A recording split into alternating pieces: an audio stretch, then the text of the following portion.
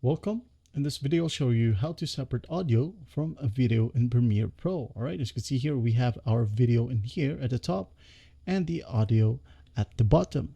In order to remove or separate the audio, just go ahead and right click on the audio itself, right click. And here in these options, just go ahead and locate unlink and click on it. All right, as you can see here, you can now freely edit your audio right here. If you want to move it right here, for example. All right. You can also delete this one by just simply clicking on the audio itself, then hit on the delete key on your keyboard. All right. As you can see here, it is now gone.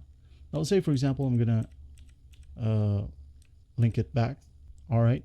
As you can see here, another way to delete the audio is just by clicking on a blank space right here on your timeline. All right. Then you're going to want to hold Alt key on your keyboard.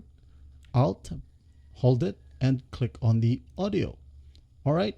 Once done, just hit on delete. That's basically how you do it.